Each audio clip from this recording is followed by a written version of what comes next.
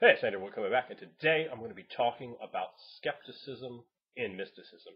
Now, a number of individuals will tell you when you begin mysticism, when you begin your spiritual journeys, that the first thing you want to do is just to open your mind up completely and just pull everything in.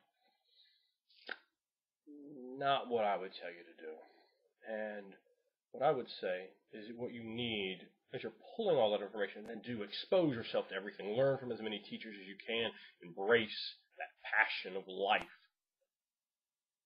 in your spiritual journey, on your path. Oh, that is awesome. But you need to have a filter. You need to use critical thinking skills. You need to have skepticism to filter out the rubbish. And if you kick around the New Age and occult communities for as long as I have, it's been a long time for me, you're going to hear some utterly ridiculous things. Now, you probably don't want to be the person nodding your head going, yeah, I'm going to get into that. Now, I can only, this is my Cheshire account here. I have two others that are full YouTube accounts, but this one's new, and I think I can only do 15-minute videos, so I can't get into all the stories of ridiculous things that I've seen. I've seen some really ridiculous ones where, it's, where you can't help but laugh at people's faces, and not even to be mean, but, some things are just too funny to keep bottled up inside. I'll give you one quick example that comes to the forefront of my mind. You cannot make your car invisible. Someone tells you they can. They are lying to you, or they are crazy.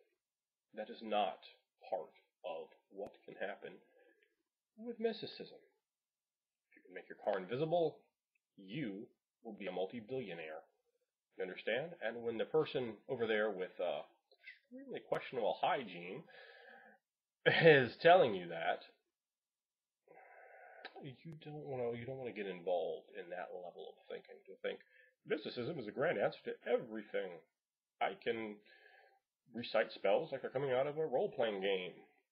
You can't throw fireball for real. You can't make your car invisible. You can't do these sort of things. Mysticism is about a deep inner journey. Now, there are some very interesting things to come out of mysticism. Some of them, of course, have become so mainstream that they're by the kids today, old, not even seen to be part of mysticism. When you look at meditation or yoga or massage, these are all right out of mysticism, right out of the mystical traditions, right out of the magics of religion. And there's a number of them. It doesn't matter what religion you are. All religions have tons of magical practices. From those that seem so natural because they're repeated so much, to those that are borderline or fringe to any given religion. However, particularly when engaging in eclectic New Age activities and delving into those ends of mysticism. I'm not telling you don't go there, don't look there. I'm going to tell you look everywhere. See everything that you can see, but always think. Don't let someone play you like a fool. Unfortunately, there are individuals out there that think information should be suppressed. There are individuals out there that think they have the right to lie to you and deceive you for their own fucking amusement. And there are individuals out there that are completely crazy. They do not know where to draw the line. And they're over there somewhere way off in Larryland. So you don't want to take in information like that and not question it. Question everything and then reference it back. I'm going to be going over in future videos the authentic steps for mysticism. What actually works in their foundation, stripping down all the accoutrements, all the various aspects that cloud and confuse the situation. But for now, I really want to get some terminology. I want to get my viewpoints, my worldview across so that the further instructions in these videos are easily understood before we get into more sensitive topics. So, what I'm saying is question everything. Experience as much as you can. Think and question. Because If you don't question, it leads you to a place that is completely the opposite of being enlightened. It leads you to a place of foolishness and ignorance. And sadly, there's a lot of that. And I see in YouTube videos, that's why I put my channel together, just completely ridiculous things that are absolutely impossible and are either lies or complete delusions.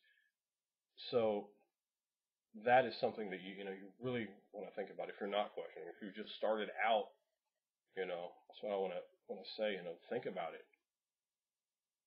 Think about it and reference it. Reference it back and make sure that you're examining it in a rational fashion, that you can acquire the truth. Because when you don't have truth, when you have a base, a foundation built on falsehoods, you're going to continue to go off in directions. Even if you get correct information later, it's going to appear false. It's not going to register as genuine.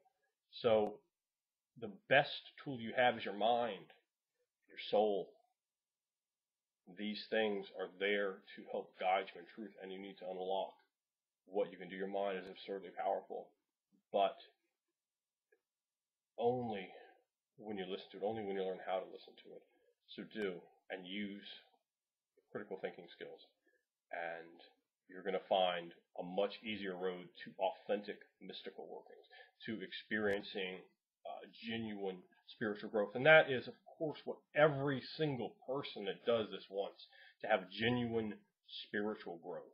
And if that's not what you're looking for in mysticism, in religion, in an exploration of this, then, you're a scam, plain and simple. That's the only other type of individual there is, someone that's trying to use the trappings to get themselves what they're looking to get.